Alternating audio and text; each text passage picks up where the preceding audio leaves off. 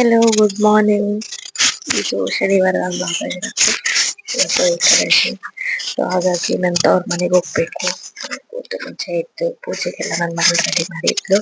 Ready ಎಲ್ಲ ಮಾಡಿ ಪೂಜೆ ಎಲ್ಲ ಮಾಡಿದ್ಲು. ನಾನು ಪೂಜೆ ಮಾಡಿದ್ದೆ. ಇವರಿಗೆ ಗೋವಿಂದಗೊಂದು ನಮಸ್ಕಾರ ಮಾಡಿ ಇವ್ರ ಜೊತೆ ತಕ್ಷಿ ಪೂಜೆ ಮಾಡಿಕೊಂಡು ಕಷಾಯ ಕುಡಿಯೋಣ ಅಂತ ಅಡುಗೆ ಮನೆಗೆ ಬಂದು ಕಷಾಯ ಕುಡಿತಾ ಇದ್ದೆ. ಸ್ವಲ್ಪ ಜನ ಅಷ್ಟೊತ್ತಲ್ಲ 7 ಗಂಟೆ ಹೊರಟ್ರೆ ನಮ್ಮ ಅಂತ ಫೋನ್ ಮಾಡುತ್ತೆ. ಬರ್ತೀವಿ ಬಜ್ಜಿ ಅಂತ ಹೇಳಿ ಮಾತಾಡ್ಕೊ ಅಂತ ಬರ್ತೀನಿ ಬರ್ತೀನಿ ಬರ್ತೀನಿ ಅಂತಾನೆ ಹೇಳ್ಕೊಂತ ಬರ್ತಾ ಇದ್ದೆ. ಬರ್ತಾರೆ ಅಂತ ನಮ್ಮ ಅಪ್ಪಾಜಿನ ವೇಟ್ ಮಾಡ್ತಾ ಇದ್ರು. ಟಿಫನ್ ಮಾಡಿದ್ರೆ ಹೇಗೆ ಹೋಗಕ್ ಬರುತ್ತೆ, ಮಕ್ಕಳನ್ನ ಹೇಳ್ಕೊಂಡು ಟಿಫನ್ ಎಲ್ಲ ಮಾಡ್ಕೋಬೇಕಲ್ಲ. ನಮ್ಮ ತಮ್ಮರು ಊರಿಂದ ಬಂದಿದ್ರು. ಪಾಪ ಅವರು ಜರ್ನಿ ಮಾಡ್ಕೊಂಡು ಸುಸ್ತಾಗಿದ್ರು. ನಮ್ಮ ಮನೆಯವರು ಊರಿಗೆ ಹೋಗೋದು ಅಂತೇಳಿ ಹೂವು ತಗೊಂಡ್ಬಂದಿದ್ರು. ಊರಿಗೆ ಹೋಗ್ತಾರೆ ಅಂತೇಳಿ ನನ್ನ ತಮ್ಮ ಬಂದಿದ್ದ ಅಂತೇಳಿ ನಮ್ಮ ಮಕ್ಕಳು ಇಟ್ಕೊಂಡಾರೆ. ಜೊತೆ ಫುಲ್ ಎಂಜಾಯ್. ಮಾವ ಬಂದ್ಬಿಟ್ರೆ ಸಾಕು, ಅವ್ರಿಗೆ ಇನ್ನೇನು ಬೇಡವೇ ಬೇಡ. ಪ್ರಪಂಚನೇ ಸಿಕ್ಕಂಗಾಗಿರುತ್ತೆ. ಫುಲ್ ಒಂದು ಬಂದ ಅಂದ್ರೆ ಎಂಜಾಯ್ ಎಂಜಾಯ್ ಜಾಲಿ ಜಾಲಿ ಅಂತಾರಲ್ಲ, ಆ ಮೂಡಲ್ಲಿರ್ತಾರೆ. ಹೀಗೆ ಹೋದ್ವಾರ ತಿರುಪತಿಗೆ ಹೋಗಿದ್ರು. ರತ್ತೆ ಪ್ರಸಾದ ಕೊಡ್ತಾ ಇದ್ದಾರೆ.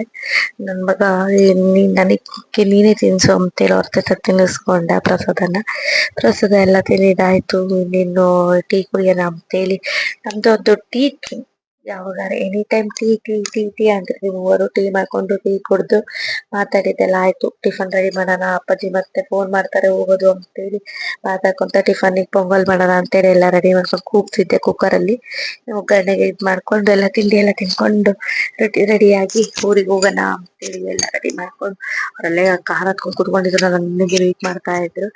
ಬೀಗ ಹಾಕೊಂಡು ಹೋಗಿ ಕಾರ್ ಹತ್ಕೊಂಡು ಕೂತ್ಕೊಂಡು ಜಾಲಿ ಎಲ್ಲ. ತವ್ರ ಮನೆಗೆ ಹೋಗ್ಬೇಕು ಅಂತ ಏನೋ ಒಂಥರ ಖುಷಿ ಹೆಣ್ಮಕ್ಳಿಗೆ. ಆರಾಮಾಗಿ ಅಂತೇಳಿ ಅನ್ನಕ್ಕೆ ಇದಿರಲ್ಲ. ಹೋಗಿ ಊಟ ಮಾಡು ಮಲ್ಕೋ. ಸೊ ಹಾಗಾಗಿ ತವ್ರ ಮನೆ ಆದ್ಮೇಲೆ ಹೆಣ್ಮಕ್ಳು ಎಲ್ಲ ಹೊರಟ್ವಿ. ಕಾರ್ ಹತ್ಕೊಂಡ್ವಿ. ನನ್ ಮಗ ತರ್ಲೆ ಅಲೆ ಬಂದ ಇದ್ದೆ. ಅವ್ರ ಅಕ್ಕಂತ ತರ್ಲೆ ಮಾಡ್ಬೇಕಲ್ಲ ಅಂತೇಳಿ ಇಬ್ರು ಕಚ್ಚಾಡ್ಕೊಂಡು ಹೊರಟ್ವಿ. ಇನ್ನು ಹೋಗ್ಬೇಕಾರೆ ದೀಪದಟ್ಟಿ ಹತ್ರ ಲಕ್ಷ್ಮೀ ವೆಂಕಟೇಶ್ವರ ದೇವಸ್ಥಾನ ಇದೆ.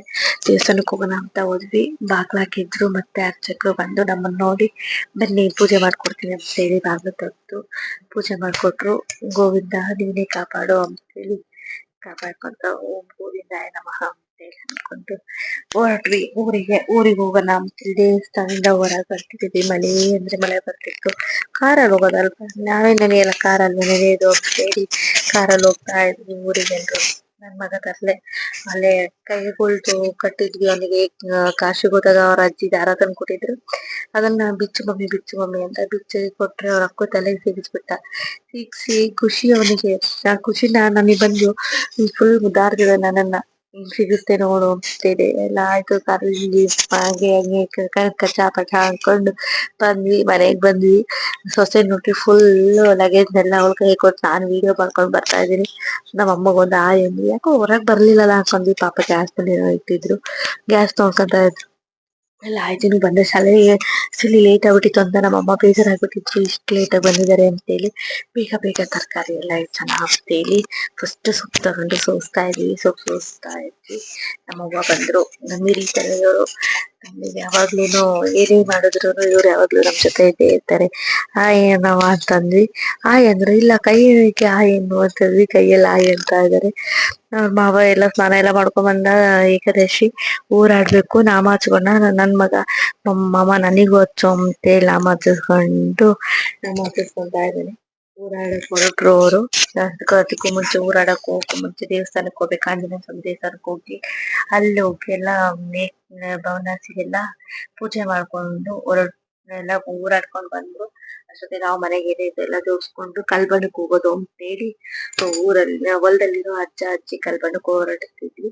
ಕಾರಲ್ಲಿ ಜಾಗ ಆಗಿಲ್ಲ. ಸೊ ಹಾಗಾಗಿ ನಾನು ನಮ್ಮ ಮನೆಯವರು ಬೈಕಲ್ಲಿ ಹೋಗೋಣ ಅಂತೇಳಿ ಬೈಕ್ ತಗೊಂಡ್ ಬಂದ್ವಿ. ಕೆರೆ ಹಾಗೆ ಬೈಕಲ್ಲಿ ಬರ್ತಾ ಇದ್ದೆ. ಜಾಲಿ ನಮ್ಮ ಅಣ್ಣವ್ರ ಸಾಂಗ್ಗಳು ನೆನಪಾಗ್ತಾ ಇದ್ವು. ರೀಲ್ಸ್ ಮಾಡೋಣ ಅಂತ ಮೊಬೈಲ್ ತಗೊಂಡೆ.